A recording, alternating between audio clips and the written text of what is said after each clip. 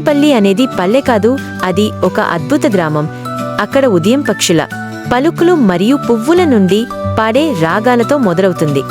పగటిపూట అక్కడి మనుషులు వ్యవసాయం చేస్తారు. అక్కడ ఉండే గగన్ అనే మాయలవాడు అసలు మామూలు వాడే కాదు.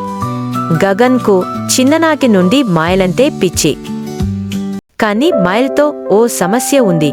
అవి ఎంత చూపించినా ఎవరూ ఆశ్చర్యపోయే వారు కాదు. హంసని గాలిలో ఎగురవేసిన తవ్వేలో నుంచి ఏనుగు తీయగలిగిన గగన్ ఒంటరిగా ఉండిపోయేవాడు. ఎందుకంటే ఎవరూ అతనితో నిజంగా మాట్లాడేవారే లేకపోయారు. ఒకరోజు తన మాయల ప్రాక్టీస్కి బ్రేక్ వేసుకున్న గగన్ ఊరిలో ఉన్న పాత గుడిసె వెనుక ఉన్న అడవిలోకి వెళ్ళాడు.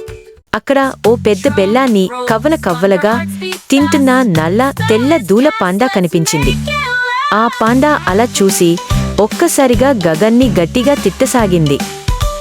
ఓయ్, నా బెల్లాన్ని తినకుంటే ఏమయ్యేద్దో తెలుసా? నేను నిన్ను పాయసం చేసేసేదాన్ని అని గగన్తో అంటుంది. అయ్యో అయ్యయ్యో, పాండా మాట్లాడుతుంది. నాతోనేనా? ఇది కల లేక నిజమా అని గగన్ తన మనసులో అనుకుంటాడు. దానికి ఆ పాండా గట్టిగా నవ్వి ఇలా అంటోంది. నేను పటాస్ బాబు, చైనా అడవుల్లో పుట్టి భారతీయ మిఠాయిలు తింటూ పెరిగిన panda. I was made for sweet magic అని గగన్తో అంటుంది. అలా గగన్ పాండాని తనతో పాటు తీసుకొని పోతాడు. అలా మొదలైంది వారి జోడి. గగన్, పటాస్ బబ్బు కలిసి మాయల షోలు చేయడం స్టార్ట్ చేశారు. ఊర్లో చిన్న స్టేజి పెట్టారు. దానికి ఓ పేరు కూడా పెట్టారు. అదే పటాస్ పాండా అండ్ మాయల మావయ్య. ప్రతి షోలో బబ్బు తుమ్మితే బంగారు గులాబీలు పేలిపోతాయి. గగన్ తన గడ్డంతో మిఠాయిలను ఆకాశంలో తెరుస్తాడు. పండ్లతో చేసిన మాయల జ్యూస్ తాగితే ప్రేక్షకులు పాటలు పాడటం మొదలు పెడతారు. ఒక్కసారి బబ్బు వింతగా అడిగితే స్టేజి మీదే లడ్డూ వర్షం జరిగింది. అప్పుడప్పుడు ఒక్కసారిగా గగన్ గాలిలో ఎగిరి అందరికీ హాయ్ చెప్తాడు.